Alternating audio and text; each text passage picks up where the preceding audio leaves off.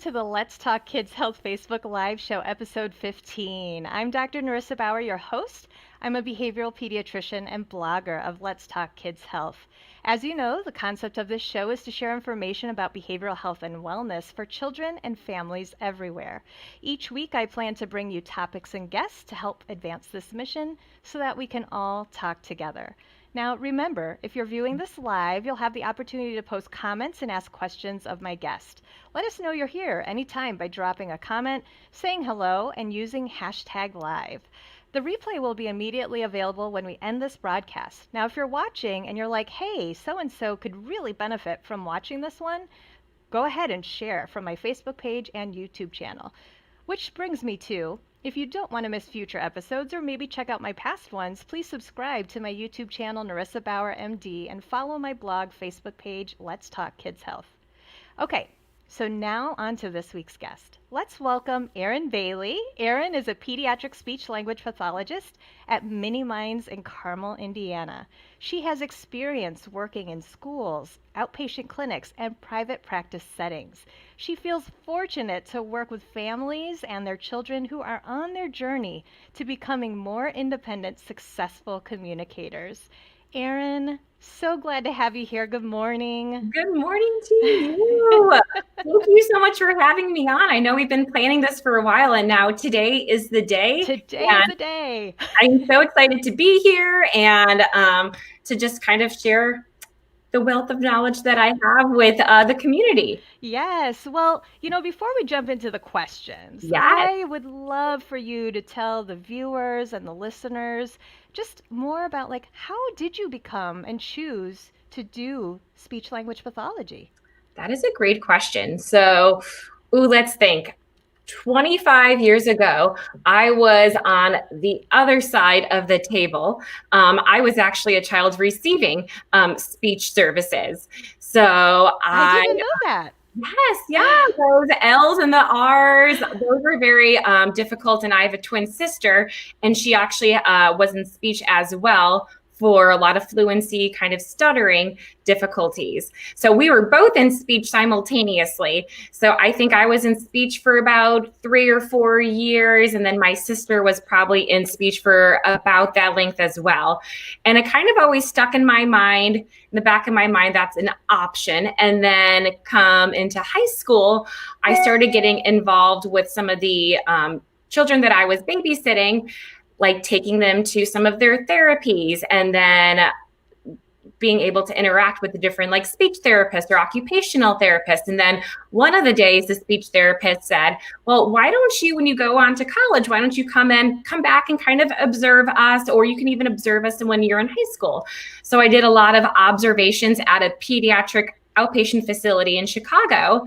And I was like, yes, I think this is definitely what I want to do for the rest of my career over here. Because when I was back, like I said, when I was 5 years old, here I am thinking, okay, it's just going to be articulation and fluency, and that's about all speech therapists do. And then the pediatric speech therapist that I shadowed in high school brought me up to the speed of there is so much more than just that. So that's kind of how I fell in love with speech language pathology. Oh, I love that story. Thanks for sharing. Of course. And what a great way to be introduced to the specialty and to be sure that that's what you love. I mean, you've had so many repeated exposures and you had that personal experience too. I mean, that probably impacts how you are with kids. Tremendously, because, well, one of the things that when you're a pediatric speech language pathologist, it has to be really engaging with the kids. I mean, I know you can be like, here's a flashcard, here's a card, but that's going to be, I would lose my mind also. I think both of us on both sides of the table would not like that. So actually being the one that was receiving therapy and now being the one providing the therapy as well, I really try to make it super fun and engaging, but really effective too. Yep. That's lovely. And I'm sure the kids really enjoy seeing you week to week. So I think so. Well, just so that we're all clear, because maybe there are some viewers out there who don't really know what a speech language pathologist does. That is a fantastic question. And really, speech language pathologists, they wear so many hats, and our profession has grown so much throughout the years. I think typically, like I kind of alluded to before, we do a lot of articulation, like more so the pronunciation or the speech clarity. And then we also work a lot with kiddos who have fluency difficulties, like with stuttering. So those are usually the top two that people think of, but there's actually a whole lot more to that. So a lot of kiddos that I see also have expressive. So being able to use different words, form sentences, use different vocabulary, have expressive language difficulties, and then receptive language difficulties as well, such as comprehension, problems with answering different types of WH questions, or working on different kind of spatial concept, or like in on top, like preposition knowledge, just different vocabulary knowledge as well. So building a lot on that. And then another area that I see a lot of as well in the clinic is working on pragmatics, like social skills. And so some of our children that come in that just recently may have gotten an autism diagnosis or like pragmatic language disorder, they might come in and we can work on social skills and pragmatics with them. So that's typically what I see. But then we also cover the span of working on voice, working on feeding and swallowing, working on literacy, and then also alternative and augmentative communication. There are even super more specific areas as well, but those are typically the ones that I see. And so usually first when parents come in for the evaluation, that's one thing that we do. And then of course the treatment, but then another area that I think is so important and often not as promoted is also parent education, and just being there to kind of help and counsel the parents. Because a lot of the times when I do see kids come in, maybe like 2 to 3 to 4 range, they come in and we are the first kind of line, the first therapist that maybe the kid has worked with before. And so it's really cool being able to share the different techniques or different strategies that I use in my session and convey them to the parents as well. Because speech therapy 1 time a week is great, but if I'm able to also share with the parents my treatment plan and kind of what I do, they're able to work on those same exact skills at home. And then that's just going to create so much more success for the child. Yeah, I love that. And as a behavioral pediatrician, I think it's so important to always involve the parents in it. And like you said, you want the parents to be able to reinforce and help continue that learning in the home and in other settings where you're not around, right? So it's really important and empowering.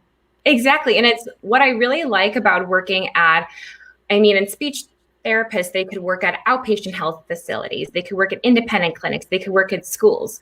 And at least I work at an independent clinic over here, what I really like is that I'm able to build so much rapport with the family and be able to develop a relationship with the family.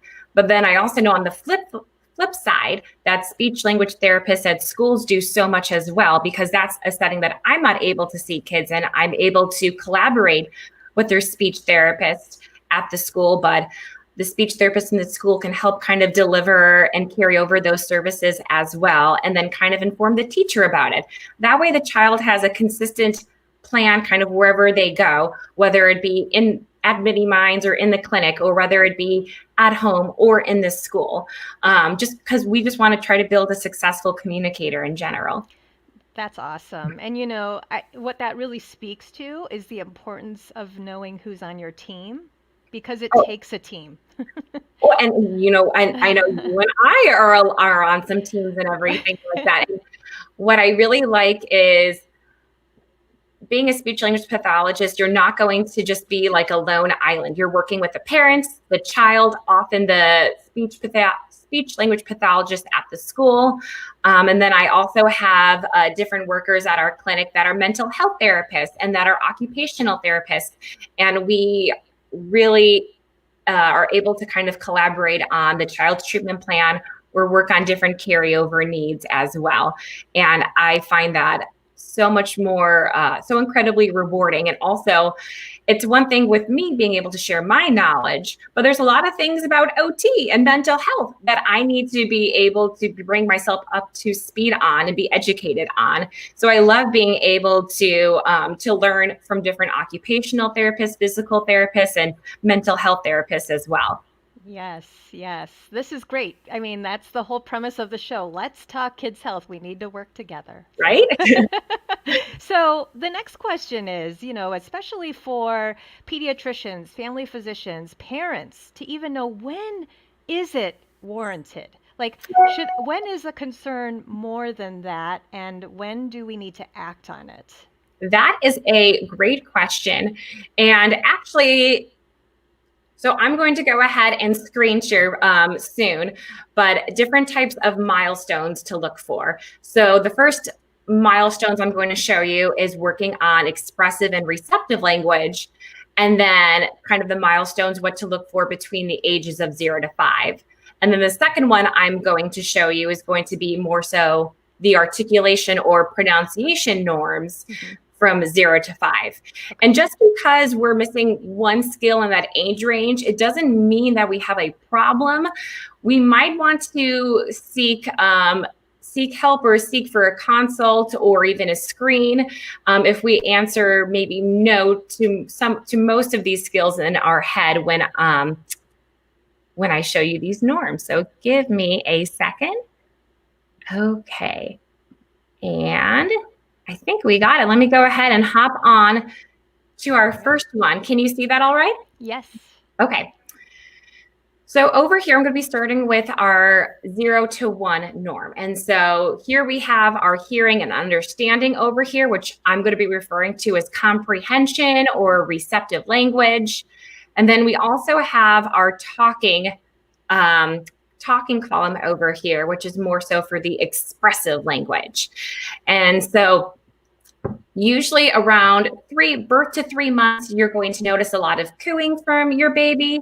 From 4 to 6 months, it's going to be more so babbling sounds, and a lot of specific babbling sounds using our lips, like pa, ba, and ma or me. And then from 7 months to 1 year, they might kind of start stringing these sounds along. And then eventually by usually the 1 year mark, what your pediatrician might look at is going to be the child's first word is usually going to be said around 1 year. So it could be mama or dada, or my personal favorite, dog, is always a fun one too, if they have that in their house. And then from 1 to 2 years, typically when the child is able to have 50 words in their vocabulary, usually around 18 months, that they can expressively say spontaneously, then they're able to create those 2-word phrases. So whether it be hi dad, or go dog, or eat apple, those are going to be the 2-word phrases that they're going to be able to create once they have 50 words in their vocabulary. And so that's the talking aspect side, the right-hand side. And on the left-hand side over here, it's going to be being able to kind of respond to different what, who, or basic where questions. And whether it be a response be a verbal response, or whether it be more of a gestural response, like a point or something, like, oh, who's that? And kind of looking at the dog over there, maybe pointing up the dog or saying the dog's name, or following those one-step directions that are really familiar, like get your shoes, or kiss the baby, or kiss the doggy. Mm-hmm. So those are the norms from 1 to 2. And then 2 to 3, we start to get, let me go ahead and scroll up. We start to get a little bit more technical. So on the left-hand side, like I said, is going to be our comprehension and understanding. I'll use the word spatial concepts or prepositions like up and down, or on or off. Also being able to understand different opposites, such as like if I'm doing therapy with a kiddo, and one of my favorite ways to work on go and stop is if we're on the swing, and I might say, ready, set, go, and I'll let them go, and we go back and forth, and I say, ready, set, stop. and then I'll look at them and see if they can give me a response as well. So understanding those opposites like go and stop, big and little, up and down, and then also following two-part directions that are going to be related to each other. Can you get your socks and bring them downstairs? And we're able to, usually the child around this age is like a sponge, soaking up all the different new vocabulary words.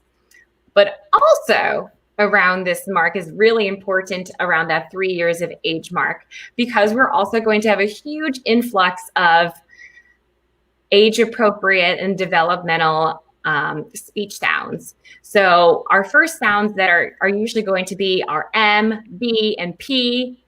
Our next sounds are usually going to be that T, usually more when we're going to use our tongue tip sounds, like T, D, N, and then usually we go to the back of our mouth sounds after, like a K and a G. And so those are going to start, and then we'll start moving on more so from language to looking at, oh, there could actually be some like articulation or pronunciation errors that may be happening more frequently around this age over here. So that is 2 to 3, and we're going to go through 2 more different ones as well.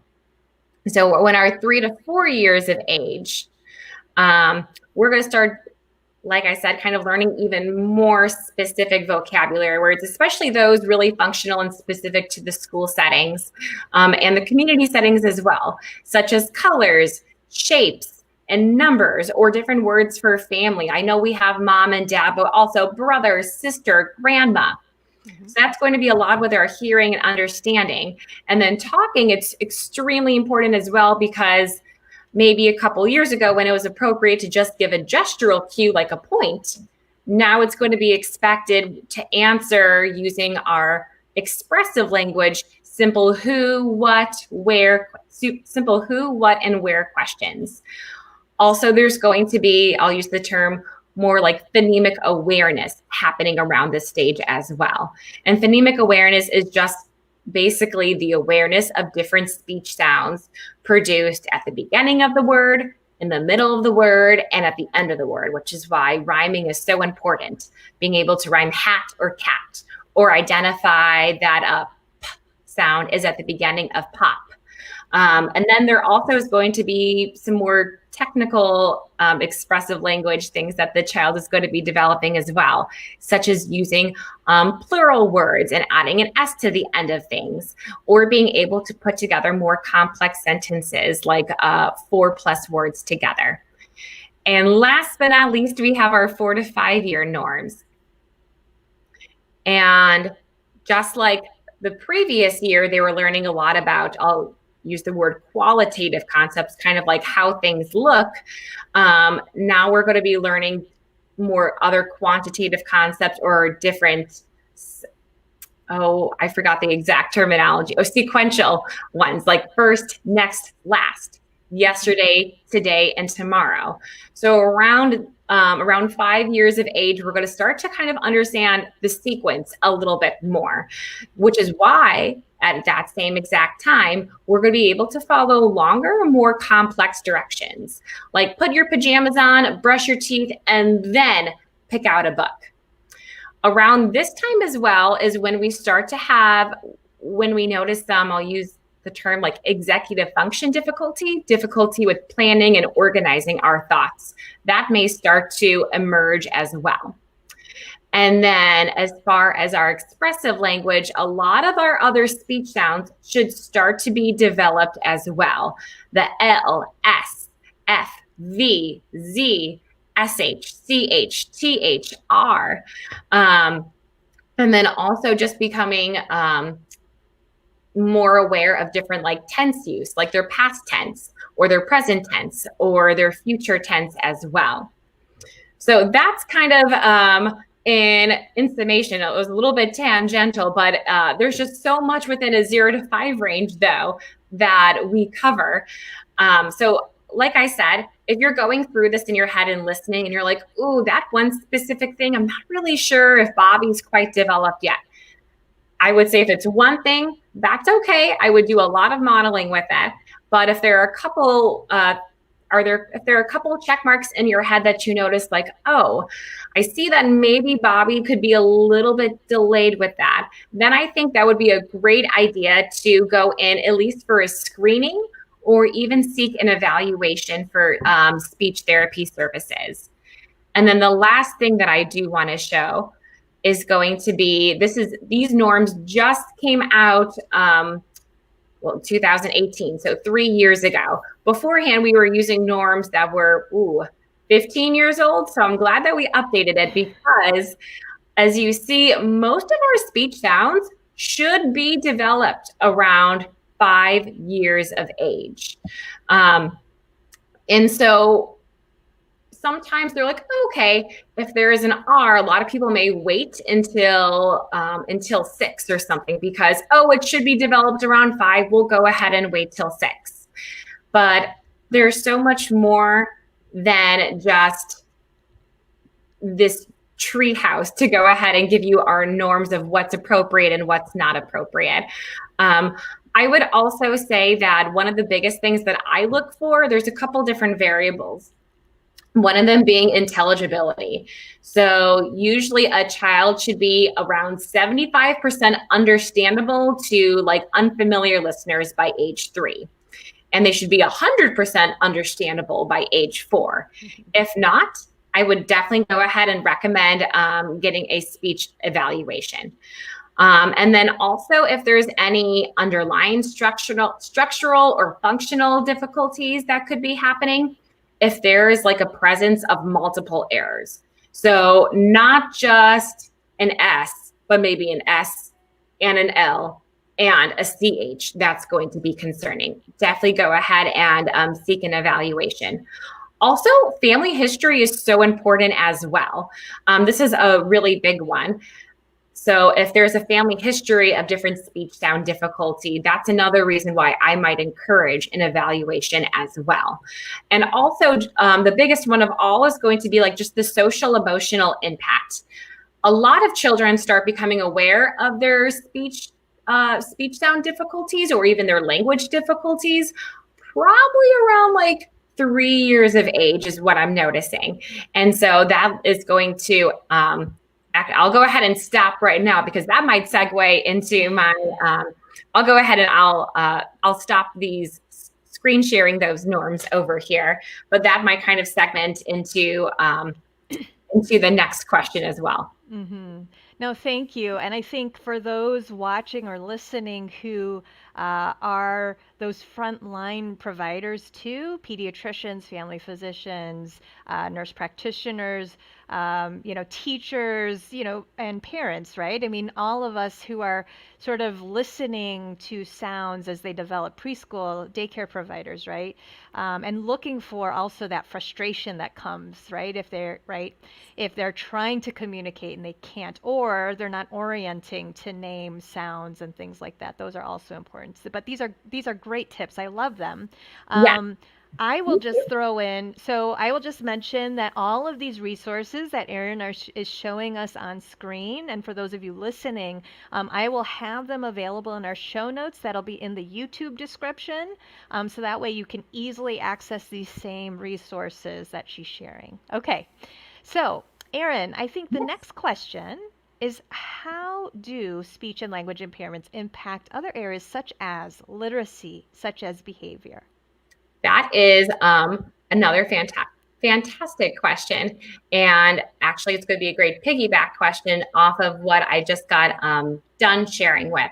And even like what you were saying, Dr. Bauer, is a lot of the children start to notice the difficulties that they're having.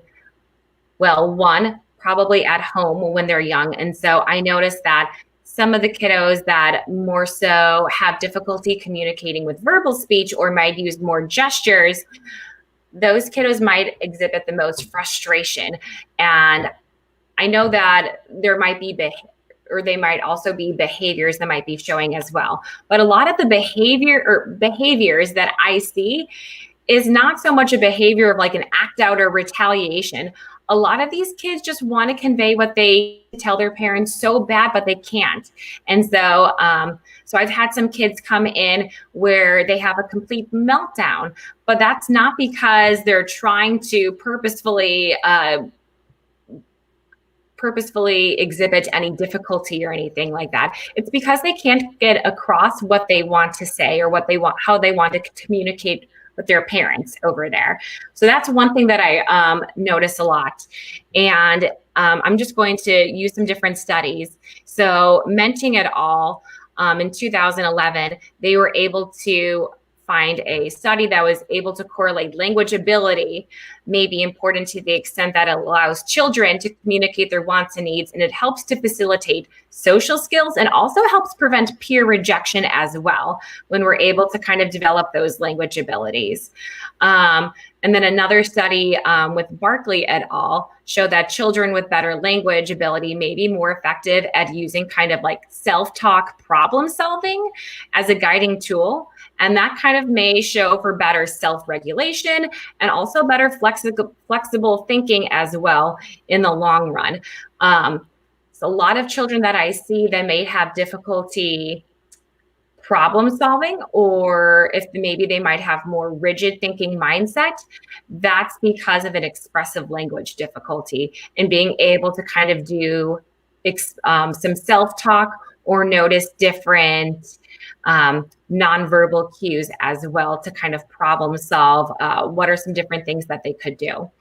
So that's actually speech and language and behavior really go hand in hand, because a lot of the kids that exhibit behavior difficulties aren't just doing it because. There's usually a big antecedent why. And I think just maturing those speech and language skills can help actually, and well, from what I have seen and also what studies have shown, kind of lessen that behavior and be able to transform it into something different. So instead of maybe a scream, maybe they might be able to work on asking like, help me shoe. Like, okay, we can go ahead and help put on the shoe. That's what you were trying to tell me. Mm-hmm. So that's one area that I see. And then another way that speech and language is also could affect literacy is another big thing that we're really starting to see within the past like 5 or 10 years. So again, I have one study for this. I have CCC et al. So they were saying that one spoken language skill that is strongly connected to early reading and writing is going to be that phonological awareness.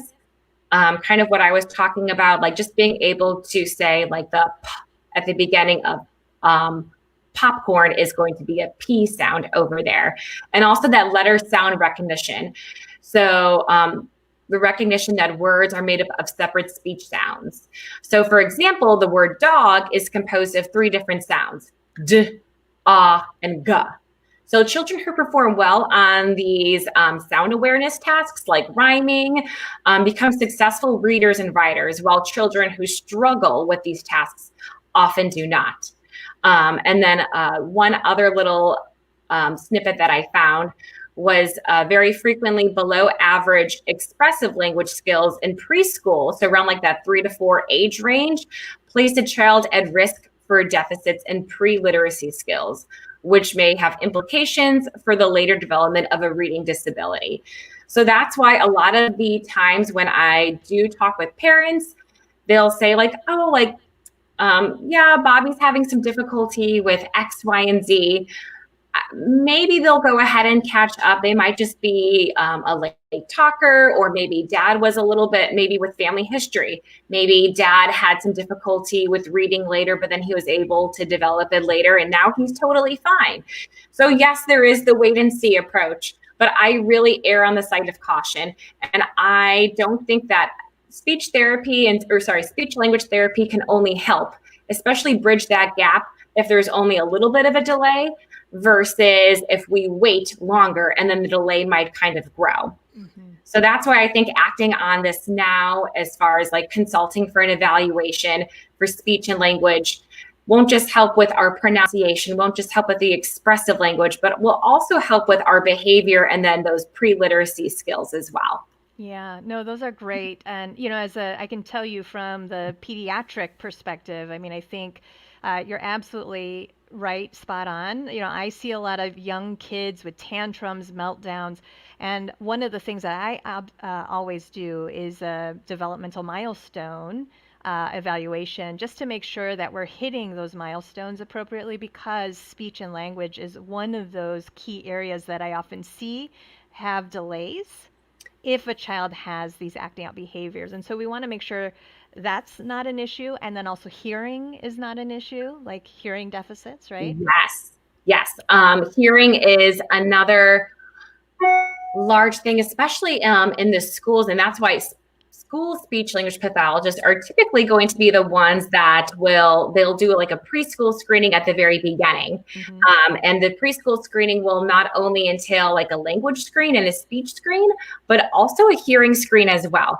So I know that, and we can do it at our clinic too, but our speech language pathologists in schools deserve a round of applause, because usually they are the first ones that are going to be able to say, kind of had difficulty listening or being able to kind of hear this sound. We're going to go ahead and refer for an audiology evaluation.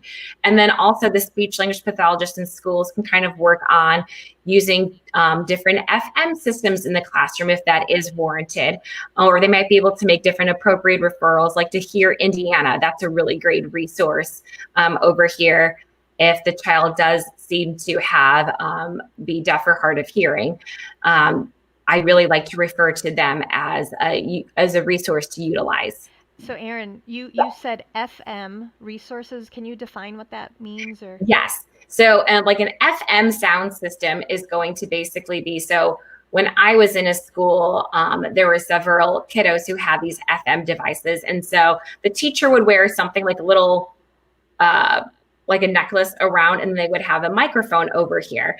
And then if the child had a hearing aid, they were able to hear much, instead of having to, yes, you could sit in front of the class as an accommodation, that could help. But also in classrooms, there's also so much different things that can interrupt the frequency.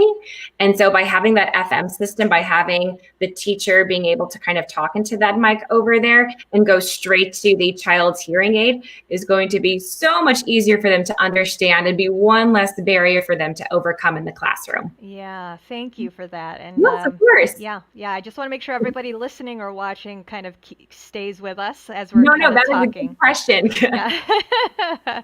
Well, so gosh, you've shared so much information. I'm going to just ask you for resources now, because I'm sure there are parents or educators or even, providers out there that are like, wow, I just want to know more. How can I make sure that the families who need these resources or ideas of how to really, carry over speech, language, and social skills into that home environment, how can I empower the families to be able to do that? Love. Okay, so I'm going to share like my top 3 favorite people that I mean, obviously there's a wealth of knowledge, but I'll go ahead and I'm going to narrow it down to 3 people right now. But my first one, if we're working as far as expressive and receptive language, like especially from 0 to 5 years, my favorite person to go to is going to be Lara Mize from the Teach Me to Talk program. And she has a podcast as well. And she also has a ton of YouTube videos. And so, and a lot of the early intervention SLPs, so those that work with children and parents in their home setting from 0 to 3, they utilize a lot of her different language skills and language strategies. And like I said, Dr. Barr will provide these at the very end as well. But just going in and typing Lara Mize into YouTube, I think she has 150 videos of different therapy techniques that she does in therapy with children. And she always tries to make it really fun and engaging as well. So that's my first resource. And another resource, if you want to go ahead and get out your phone right now, Amy Graham Speech Therapy. You could also type it in. As well. And she has her own website. But she is my all-time go-to person as far as speech sound disorders, like working on articulation and also working on, I'll use like phonological processes, like speech patterns that may not be age appropriate anymore. So she has a lot of different YouTube clips as well, and a blog. And actually, if you go to her Instagram page, her whole Instagram page is segmented into like different speech sounds and how to work on eliciting those different speech sounds. So she's one of my favorite resources. And then my last resource I'll go ahead and put out there is going to be looking at social skills and pragmatic skills. Michelle Garcia Winner is her name, and she has developed this social thinking curriculum. And so, again, social thinking is kind of a broad spectrum, but she divides it up into areas of working on like planning and problem solving, working on unexpected and expected behaviors, different zones of regulation, being able to kind of calm or being able, I'm sure the occupational therapists probably know this aspect better than I do, but working on kind of being able to identify where our body is as far as how we're feeling. And so, like I said, Michelle Garcia Winner also has a ton of really great like parent resource material and books to read, as well as like even some comic books for kids, being able to better understand social skills and those pragmatic language skills as well. And then just personally in the Indianapolis community, I work at Mini Minds. And so if you are interested in a speech language screening or speech language evaluation, you can go onto our website. We have a contact form, or you could also email info@miniminds.org. And another little sneak peek, little bit of information. Just last night, our team was developing different summer camps that we can do.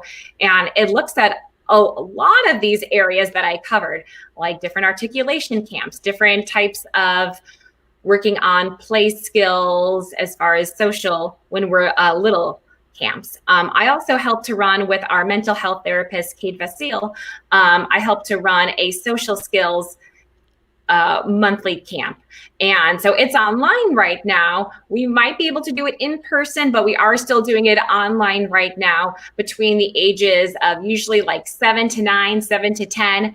But we also have other camps going from 5 to 6 age range, and then a 3 to 4 age range. We also have different feeding camps coming up.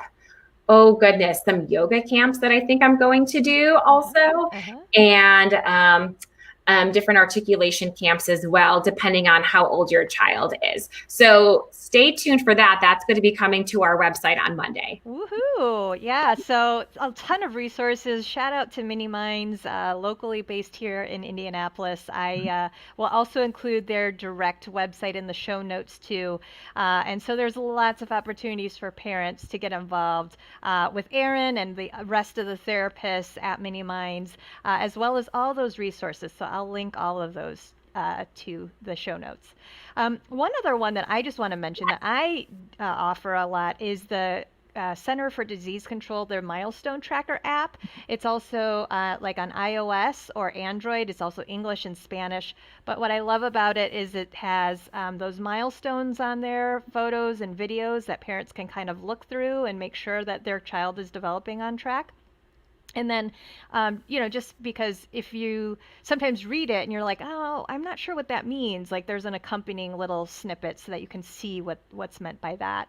And so I often will recommend that to families to just kind of download, especially when they have a new baby, so that they can kind of monitor their child's development. And if they have any concerns, obviously bring that up to your pediatrician as soon as possible, because then your pediatrician can make that ultimate referral to speech language pathology.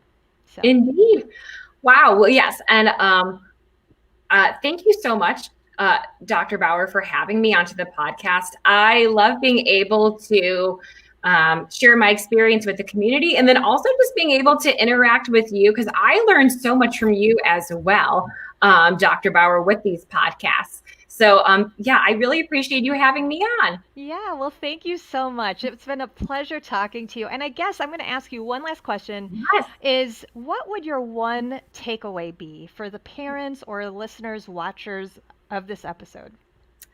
It would be listen to your gut, listen to the mom gut, listen to the dad gut. Your instincts are right 99% of the time.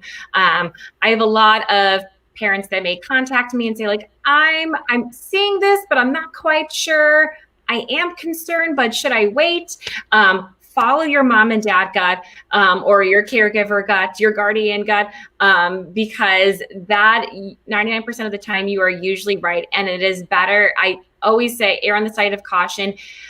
You're not alone in this process. You have so many resources to reach out to. Talk to your pediatrician, and then they're going to be able to make different referrals based on your concerns. We are here to help, and we want to help. Yes, yes, I love that one. You heard it from Erin, listen to your gut. All right, so next week's guest, I just want to put a plug in, is Dr. Gretchen Pianka, when we're going to be talking about promoting resilience in children. It's going to also be Friday, May 28th at 10 a.m. Eastern Time.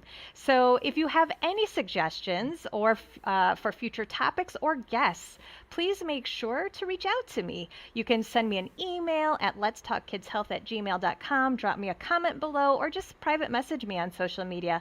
And remember, consider subscribing to my YouTube channel. That way you'll be alerted every time I go live each week, and follow my blog Facebook page. Erin, it was such a wonderful morning. Thank you for spending the Yes. time with me. Oh, this is a great way to start my morning. So no, thank you for having me on. I appreciate it. All right. Thanks, everyone.